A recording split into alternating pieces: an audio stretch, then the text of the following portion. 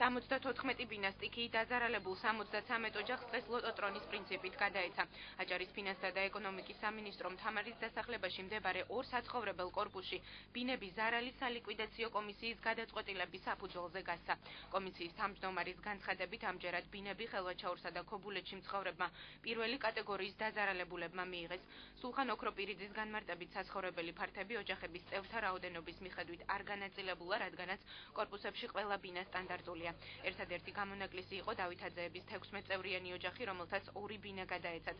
მობინადრეები მთავრობის მიერ გადაცემულ ბინებს პირდაპირ მიყიდვის ფორმით სიმბოლურ ფასად ერთ ლარად შეისყიდიან. კორპუსებში მეპატრონის გარეშე კვლავ რჩება 42 ბინა, რომლის ათვისებას აჭარის მთავრობა სამომავლოდ გეგმავს. სტატისტიკის მიხედვით ამ დროისთვის აჭარაში სტიქიით დაზარალებული 3000-მდე ოჯახია. 6 წელია დამეწყრილი ვართ, ველოდებით 6 წელია და ორთაბათუმში ვართ 7 სული, რა ვიცი, მათ მადლობა მთავრობას, ხელისუფლებას, რაც გაგვიკეთენ, რა გვეთქმის მეტი. დღევანდელი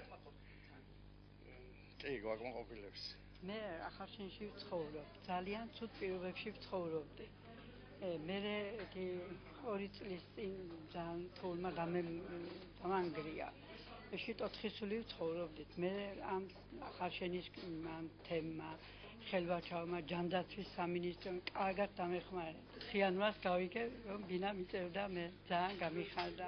სალიკვიდაციო კომისიამ იმუშავა ამ საკითხზე, დადო დასკვნა, გადმოიგზავნა სრული სია, რომელ ოჯახებს უნდა გადაეცეს ბინები, თითო ბინა, ერთადერთი არის ერთი ოჯახი, დავითაძეების ოჯახი, რომელიც 16 წევრი საგან შედგება მისი ოჯახი და გამომდინარე აქედან ამ კომისიის გადაწყვეტილების საფუძველზე იქნა მიღებული, რომ გადაეცემოდა ორი ბინა. ის ოჯახები, რომლების შესახლება უნდა მოხდეს დღეს, არის წლების განმავლობაში სტიქიით დაზარალებულები, რომლის შესწავლა მოახდინა აჭარის სამთავრობო კომისიამ, მოხდა მათი გადამოწმება, მათი მდგომარეობის შესწავლა და შესაბამისად ქობულეთისა და ხელვაჩაურის ისე 74 ეკომიგრანტი, რომელსაც საცხოვრებელი სახლის სტიქიის შედეგად დაენგრა, გადაწყვეტილება იქნა მიღებული მის თაობაზე, რომ აჭარის მთავრობის მიერ აშენებულ სოციალურ სახლში მომხდარიყო მისი შესახლება. იქ არის სტანდარტული ბინები და შესაბამისად ის ოჯახები, რომლებიც მიიღებენ დღეს ამ კენჭისყრის შედეგად კონკრეტულ ნუმერაციას, შემდგომში შესახლებიან აღნიშნულ ბინაში.